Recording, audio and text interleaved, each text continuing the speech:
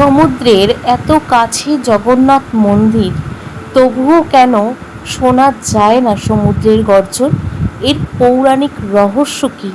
চলুন জানবো আজ এর পৌরাণিক রহস্য। জয় জগন্নাথ, জয় শ্রীকৃষ্ণ। কেমন আছেন বন্ধুরা? চলে আসলাম দিব্য চেতনা ইউটিউব চ্যানেলের পক্ষ থেকে আরও একটি আধ্যাত্মিকতার ভিডিও এবং আরও একটি ধর্মকথার ভিডিও নিয়ে। তো বন্ধুরা, পৃথিবীর অন্যতম রহস্যময় তীর্থক্ষেত্র হলো পুরী শ্রী জগন্নাথ মন্দির। এই জগন্নাথ মন্দিরকে নিয়ে রয়েছে অনেক রহস্য, অনেক জাগ্রতিক এবং অনেক আধ্যাত্মিকতার আলোচনা। চলুন আজকে জানবো সমুদ্র এত কাছে থেকেও কেন পুরীর জগন্নাথ মন্দিরে সমুদ্রের গর্জন শোনা যায় না। সম্পূর্ণ ভিডিওটি জানবো। তার আগে বলে নিই, সম্পূর্ণ তথ্যটি জানার আগে আপনারা আমাদের এই চ্যানেলটিকে সাবস্ক্রাইব যদি না করে থাকেন, অবশ্যই আমাদের এই চ্যানেলের ভিডিওগুলি যদি আপনাদের ভালো লাগে, অবশ্যই আমাদের চ্যানেলটিকে সাবস্ক্রাইব করে বেল নোটিফিকেশনটি অন করে রাখুন, যাতে আমাদের চ্যানেলের মাধ্যমে ভিডিওগুলি সম্প্রচার করার সাথে সাথে আগে অতি সত্বর আপনাদের কাছে পৌঁছে যায়। তো বন্ধুরা, আমাদের এই চ্যানেলের মাধ্যমে যে আধ্যাত্মিকতা এবং ধর্মকথার ভিডিওগুলি হয়ে থাকছে, সেগুলি আপনাদের কেমন লাগছে অবশ্যই কমেন্ট বক্সে জানাতে ভুলবেন না। বন্ধুরা, আমরা সকলেই জানি পৃথিবীর অন্যতম রহস্যময় তীর্থক্ষেত্র হলো পুরী শ্রী জগন্নাথ মন্দির। এই জগন্নাথ মন্দিরকে ঘিরে রয়েছে অনেক রহস্য, অনেক পৌরাণিক কাহিনী এবং অনেক আধ্যাত্মিকতার বিষয়। একটি বিষয় বহু মানুষকে অবাক করেন, সমুদ্র মন্দির থেকে খুবই কাছেই। বাইরে দাঁড়ালে ঢেউয়ের গর্জন স্পষ্ট শোনা যায়, কিন্তু প্রচলিত বিশ্বাস অনুযায়ী মন্দিরের ভিতরে প্রবেশ করলেই সেই শব্দ অনেকটাই অনুভূত হয় না। এটি কি অলৌকিক ঘটনা, নাকি এর পেছনে রয়েছে কোনো প্রাচীন কাহিনী? আজকের ভিডিওতে আমরা জানব সেই জনপ্রিয় লোককথা এবং শেষে সংক্ষেপে বৈজ্ঞানিক দৃষ্টিভঙ্গিতেও জানব এটির বিষয়বস্তু। পুরী জগন্নাথ ধামের মাহাত্ম্য।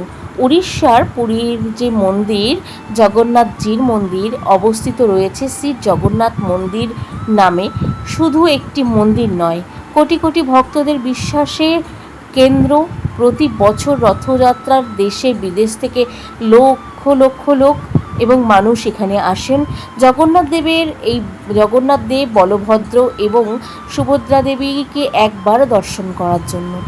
এবং দর্শন পাওয়ার অনেক ভক্তরা কিন্তু জীবনে আশা আকাঙ্ক্ষা করে থেকেও কিন্তু অনেক সময় সেটি দর্শন করতে পারেন না।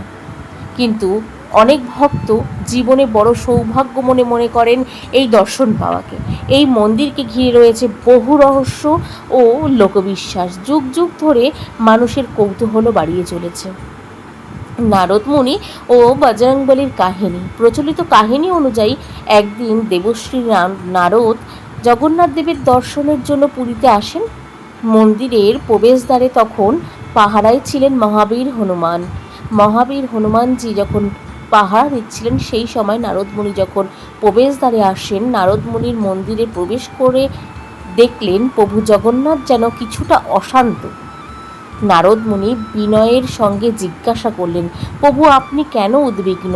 তখন জগন্নাথ দেব বললেন, সমুদ্রের প্রবল গর্জন আমার ধ্যানে একগ্রতা নষ্ট করছে। প্রভুর এই কষ্ট দেখে নারদ মুনি বাইরে এসে সব কথা হনুমানজিকে জানালেন। প্রভুর সেবা করাই যার জীবনের একমাত্র লক্ষ্য। সেই হনুমান সঙ্গে সঙ্গে সমুদ্র তীরে পৌঁছে গেলেন। তিনি সমুদ্রদেবকে অনুরোধ করলেন, আপনার ঢেউয়ের গর্জন কিছুটা কমান, যাতে প্রভুর ধ্যানে ব্যাঘাত না ঘটে। সমুদ্রদেব উত্তর দিলেন, এই গর্জন আমার একার নিয়ন্ত্রণে নয়, বাতাসের গতির উপরেই এর অনেকটা নির্ভর করে। এরপর হনুমান গেলেন পবনদেবের কাছে। পবনদেব বললেন, যদি বাতাসের প্রবাহের দিক পরিবর্তন করা যায়, তাহলে সমুদ্রের শব্দও অনেকটাই অন্যদিকে সরে যাবে। হনুমানজির অলৌকিক কাহিনী। প্রচলিত কাহিনী অনুযায়ী এরপর বজরংবলী বিপরীত দিকে প্রবল বেগে উঠতে শুরু করলেন। তার সৃষ্টি করা শক্তিশালী বায়ুপ্রবাহ সমুদ্রের দিক থেকে আসা শব্দকে মন্দিরের দিকে পৌঁছাতে বাধা দেয়। তখন থেকেই বিশ্বাস করা হয় জগন্নাথ মন্দিরের ভিতরে সমুদ্রের গর্জন আর আগের মতো শোনা যায় না।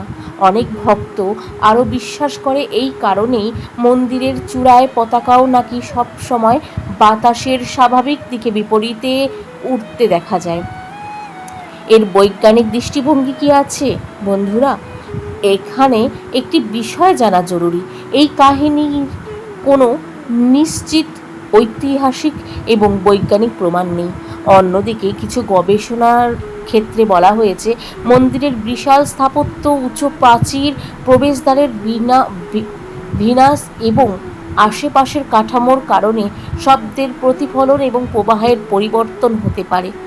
এর ফলে সমুদ্রের গর্জন বাইরের যতটা স্পষ্ট শোনা যায়, ভেতরে তার থেকে তুলনামূলকভাবে কম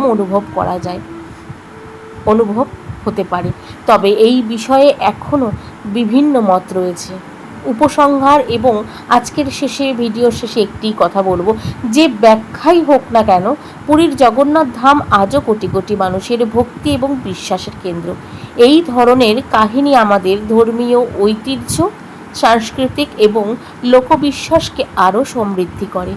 আপনার কি মনে হয়, এটি কি কেবল স্থাপত্যের বৈশিষ্ট্য, নাকি ভক্তদের বিশ্বাসের সত্যিই রয়েছে মহাবীর হনুমানজির অলৌকিক কৃপা? কমেন্টে অবশ্যই জানান আপনার মতামতটি। ভিডিওটি ভালো লাগলে একটি লাইক দিন, বন্ধুদের সাথে শেয়ার করুন এবং আমাদের দিব্য চেতনা চ্যানেলটিকে সাবস্ক্রাইব করে পাশে থাকা বেল নোটিফিকেশনটি অবশ্যই অন করে রাখুন, যাতে আমাদের চ্যানেলের মাধ্যমে ভিডিওগুলি সম্প্রচার করার অতি শীঘ্র আপনাদের কাছে পৌঁছে যায়। চ্যানেলটি সাবস্ক্রাইব করে লাইক শেয়ার করতে একদম ভুলবেন না প্রিয় দর্শক বন্ধুরা। চলুন আজকের মতন ভিডিওটি শেষ করছি। পরবর্তী ভিডিও নিয়ে আসা পর্যন্ত সকলে ভালো থাকবেন এবং সুস্থ থাকবেন।